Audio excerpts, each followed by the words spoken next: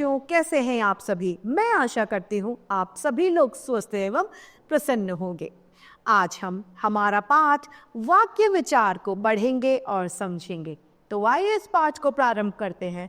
यह है हमारा पाठ 16 वाक्य विचार। प्रत्येक वाक्य में अनेक प्रकार के शब्द होते हैं और हर शब्द का एक निश्चित अर्थ भी होता है। जब शब्द है तो उसका अर्थ भी होगा। अगर वह शब्द का अर्थ नहीं निकलेगा तो वह निरर्थक शब्द हो जाएगा। यहाँ पर कुछ वाक्य दिए गए हैं। पिताजी अखबार पढ़ रहे हैं, सूरज उगता है, फूल खिलते हैं। शब्दों के व्यवस्थित एवं सार्थक समूह को वाक्य कहा जाता है। वाक्य में एक से अधिक पद होते हैं जो एक निश्चित क्रम के अनुसार होते हैं। कुछ वाक्यों में केवल एक पद भी हो सकता है। वाक्यों में पद का क्रम व्यवस्थित होना चाहिए, अन्यथा उसका अर्थ अस्पष्ट हो जाता है, अर्थ उसका सामान्य नहीं होता।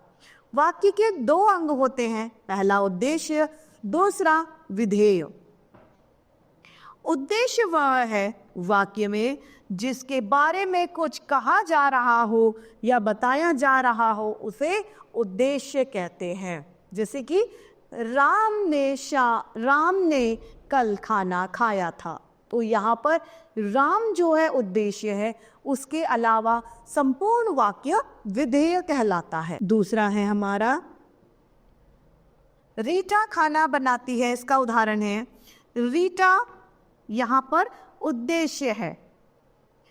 छोटे बच्चों को पानी पिला दो, तो छोटे बच्चे यहाँ पर उद्देश्य है। दूसरा है हमारा विधेय। वाक्य में उद्देश्य अर्थात कर्ता के विषय में जो कुछ भी कहा जाता है वह संपूर्ण वाक्य विधेय कहलाता है। उपवाक्य। उपवाक्य क्या है? वाक्यांशों और उपवाक्यों में प्रमुख अंतर यह है कि वाक्यांश में समापिका क्रिया नहीं होती, जबकि उपवाक्यांश में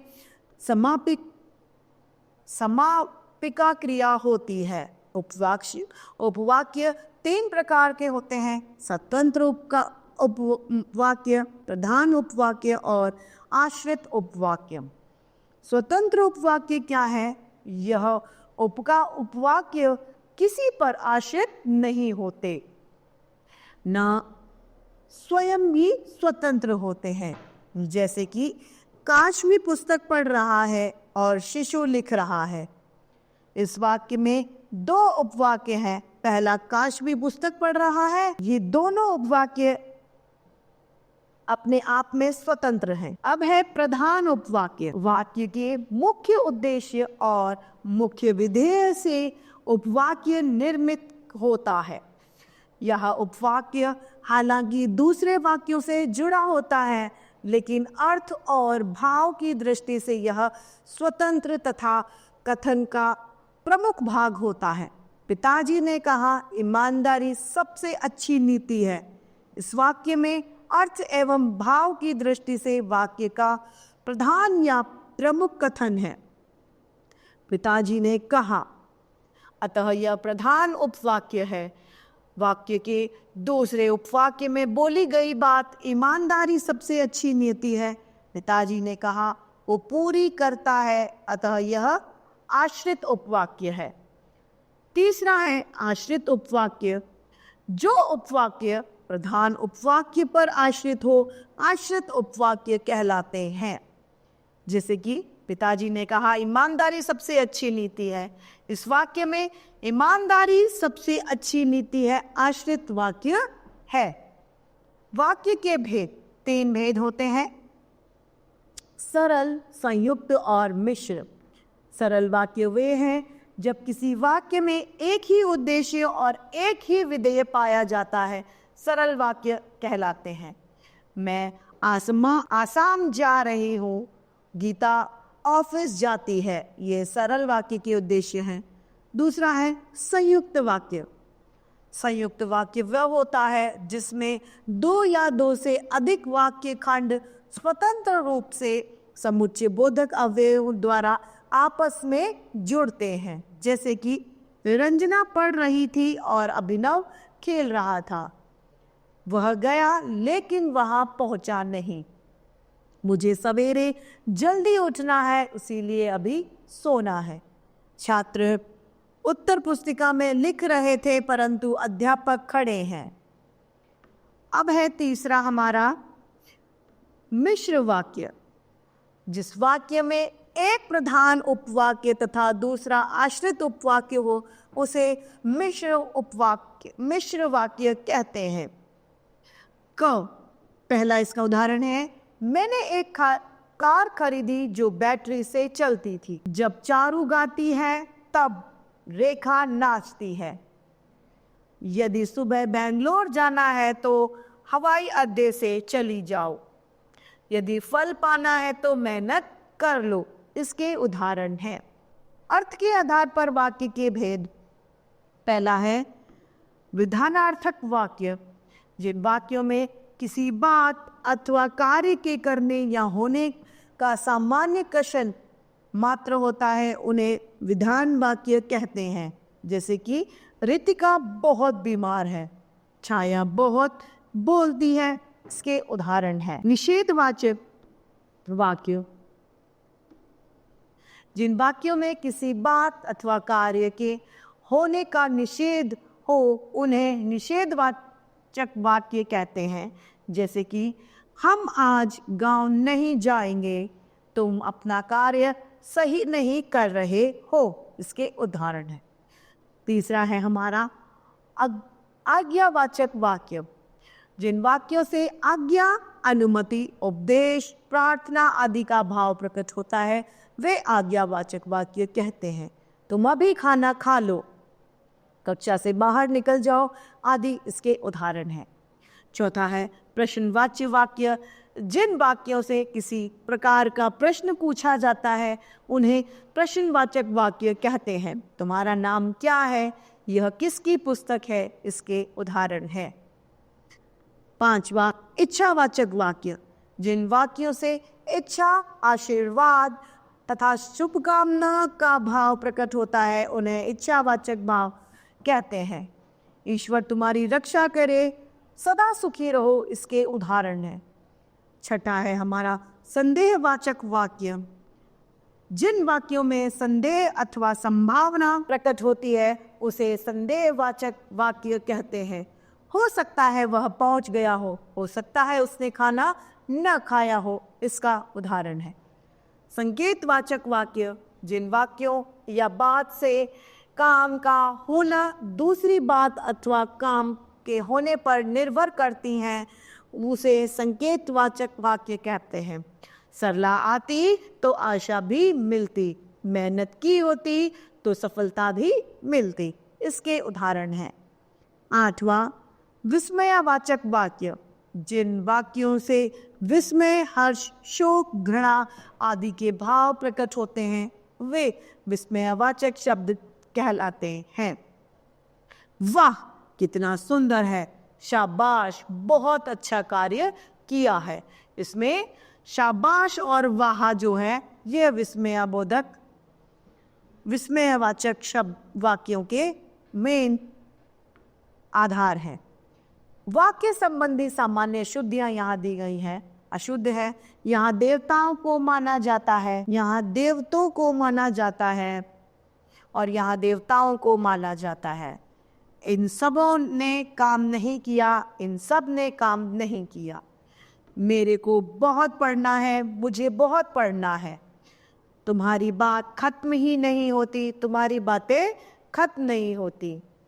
वह स्कूल गए, वे स्कूल गए। राधा ने पत्र को पढ़ा, राधा ने पत्र पढ़ा।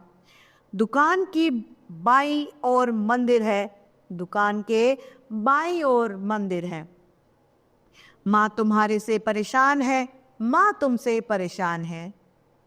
मैंने आज जाना है, मुझे आज जाना है। उसके माताजी बहुत अच्छे हैं, उसकी माताजी अच्छी हैं।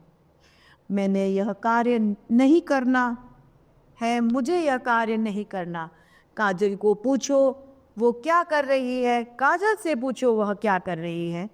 गीता सबसे श्रेष्ठतम ग्रंथ है, गीता श्रेष्ठतम ग्रंथ है। वह तुम और हम खेलेंगे, तुम हम और वह खेलेंगे। मैंने मेरे को सुधार लिया है, मैंने खुद को सुधार लिया है। दुकान की बाईं ओर मंदिर है, दुकान के बाईं ओर मंदिर है। क्या यह सारा काम तुमने करा है? क्या यह सारा काम तुमने किया है? एक फूलों की टोकरी ले आओ, एक फूलों की एक टोकरी ले आओ। भिखारी को थोड़ा चावल दे दो, भिखारी को थोड़े चावल दे दो। दीवार पर नहीं थूके, दीवार पर मत थूको। अपना काम कर लिया तुमने, तुमने अपना काम कर लिया। मंदिर से अभी प्रसाद लेकर जाना, मंदिर से सभी प्रसाद लेकर जाना। एक बड़ा सा छड़ी लाओ, एक बड़ी सी छड़ी लाओ। रविवार के दिन यह कॉलेज बंद रहता है, रविवार को यह कॉलेज बंद रहता है। वे लोग सज्जन हैं, वे सज्जन हैं। इस पाठ की समाप्ति पर इसके अभ्यास कार्य को हम देखते हैं। पहला है, दिए गए वाक्यों में से उद्देश्य और विधेय छांटिए। राशि ने त्योहार के लिए खूब खरीदारी करी, तो उद्देश्य क्या है? राशि। बाकी संपूर्ण वाक्य विधेय है। ख, नरेश मद्रास चला गया, तो नरेश जो है वह उद्देश्य है, बाकी सभी विधेय हैं। ग, दादी जी ने कहानी सुनाई, दादी उद्देश्य है, बाकी संपूर्ण वाक्य विधेय है। घ, पायल और रजत दिल्ली गए, तो पायल रजत उद्देश्य है, बाकी सभी विधेय है। प्रश्न दूसरा, संकेत के अनुसार वाक्य को परिवर्तित कीजिए।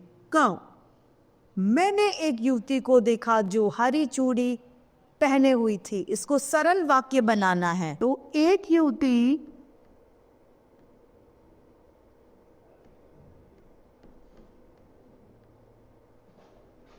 हरे चूड़ियां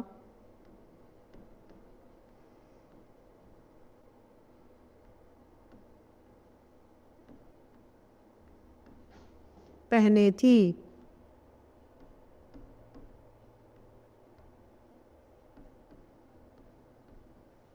ख, आप छाया में बैठकर पानी पियो। इसको हमें संयुक्त वाक्य में परिवर्तित करना है। आप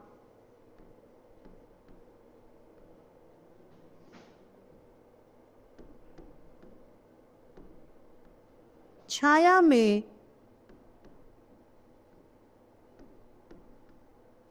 बैठो और पानी पियो।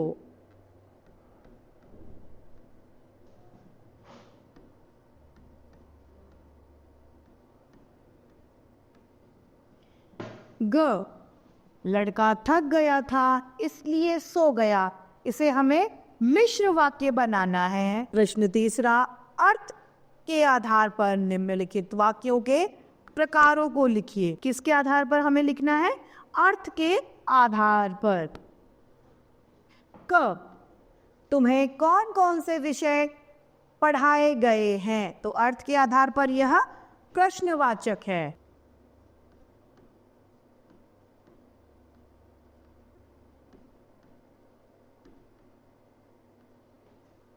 दूसरा, यदि मैं धनवान होती तो गाड़ी खरीद लेती। यह कौन सा वाच्य है? संकेतवाचक।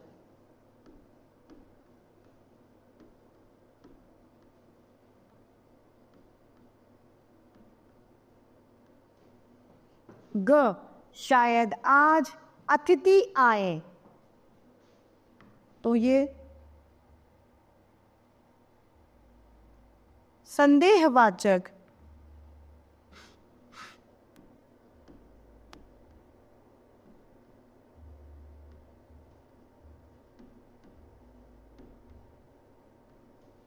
अब है वाह क्या अच्छा खाना बनाया है। यह है विस्मयवाचक वाक्य।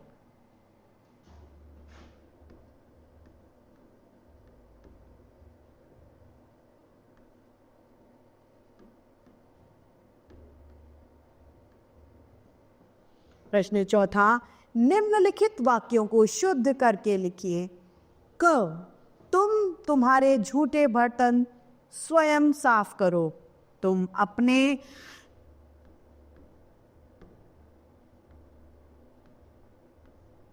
अपने झूठे बर्तन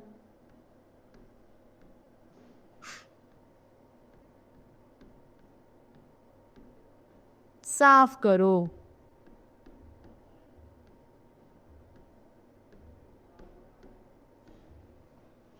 ख, हमारे से झूठ नहीं बोला जाता, तो हमारे से की जगह आ जाएगा हमसे झूठ नहीं बोला जाता। ग, राशि को काट कर सेब खिलाओ। शशि को काट कर सेब खिलाओ। शशि को काट कर सेब खिलाएं। ग, यह इमारत में पहले देखी हूं। यह इमारत मैंने पहले देख रखी है। ड, मेरा 10 रुपया खो गई। मेरे 10 रुपए खो गए। तो इस तरीके से हमारा यह पाठ समाप्त होता है। मैं आशा करती हूं आप सभी लोगों को यह पाठ भली भांति रूप से समझ में आया होगा। तो आज के लिए इतना ही, फिर मिलते हैं। धन्यवाद।